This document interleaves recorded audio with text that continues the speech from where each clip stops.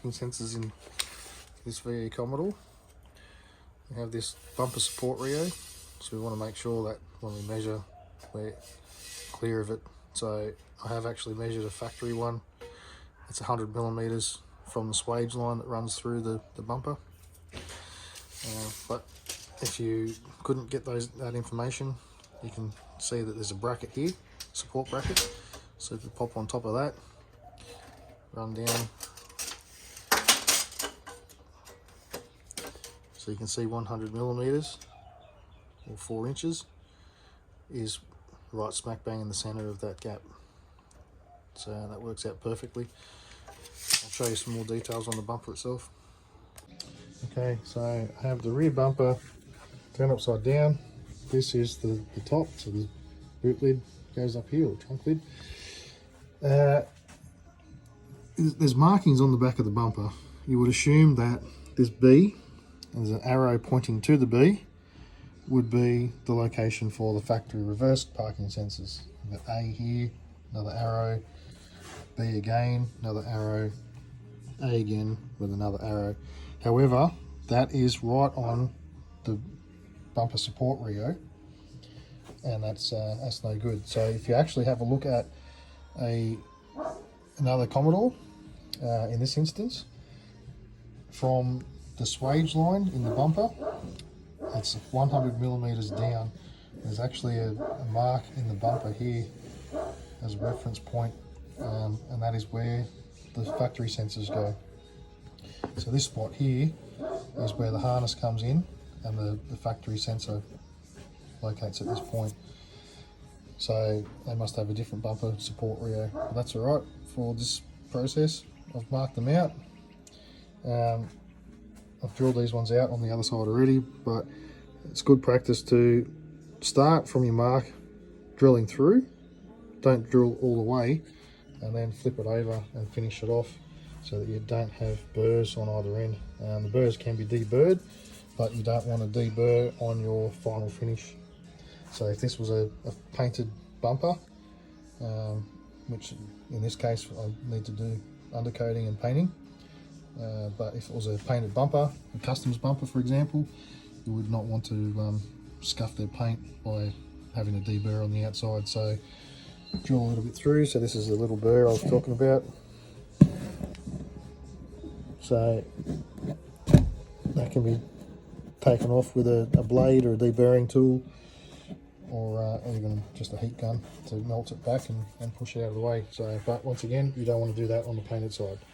Alrighty, we have our hole coming through from the other side. There's the hole saw that comes with the reverse parking kit and a drill, and just take it easy.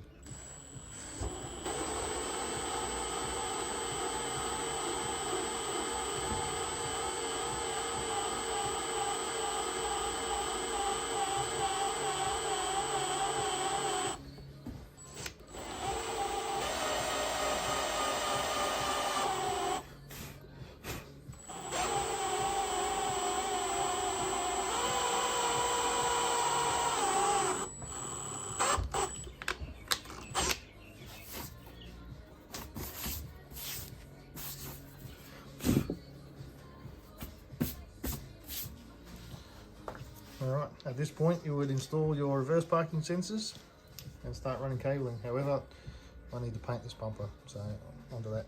Just installing the sensors.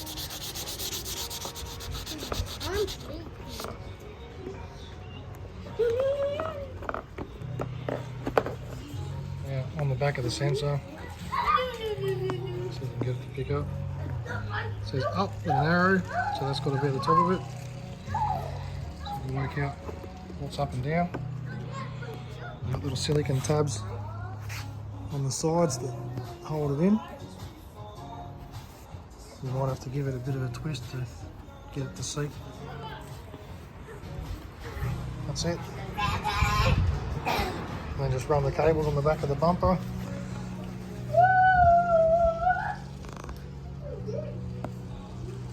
To the entry point into the car. We're ready to offer up the bumper with the parking sensors in it now. So run the cables across just with a bit of hot glue so they stay in their positions. This car has 2 grommets as access points. So you can see this side I've already taped the cables together,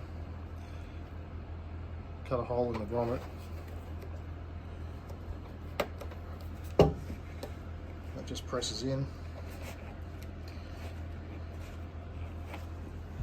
And on the inside there's an access hole. Just loop it through, pretty easy, and run the wiring. So the wiring is going to run up in behind this panel trim, and that's where we'll put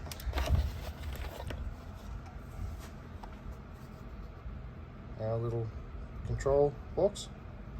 So the control box has the 4 sensor inputs, so we've got A, B, C, D. So we need to make sure that we label these cables. Focus, so A, I've just written on the sides of it, B, C, D. So, and that's from the left hand side of the vehicle across. So the only other thing we need to do is add power.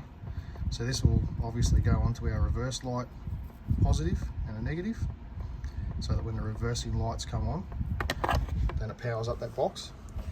And there's a control display module that mounts up in the driver's view, which is audible and visual. So we've got to run that cable.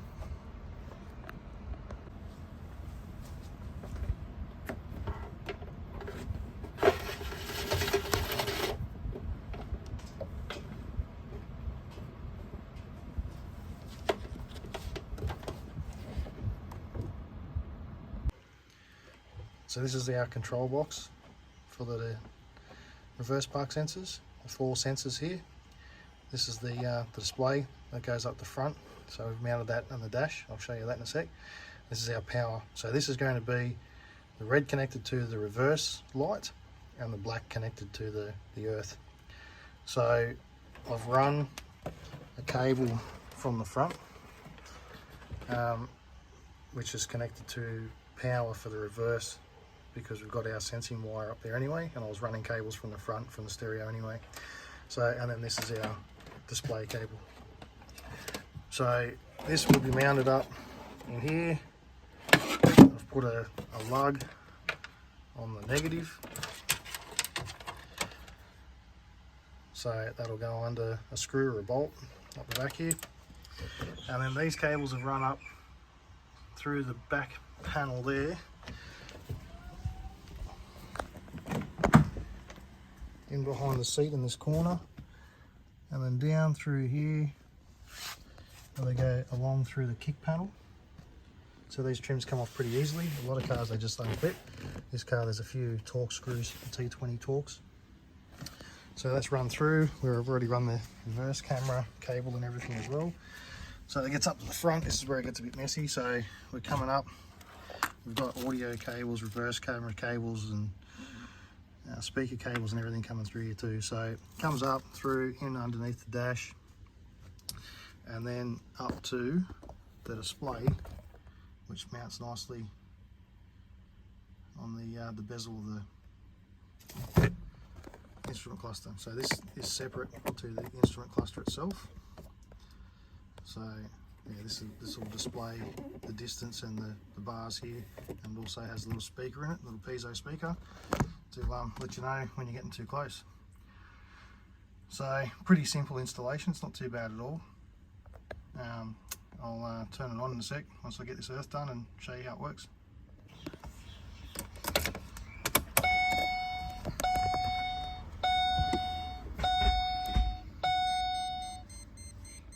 There we go, it's in reverse, sensors are working. Hey Gigi, walk around the back.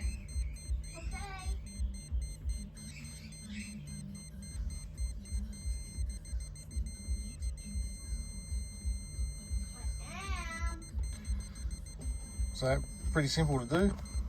So yeah, it doesn't take much to get those parking sensors in, and it's going to make your life a lot easier. So give it a go.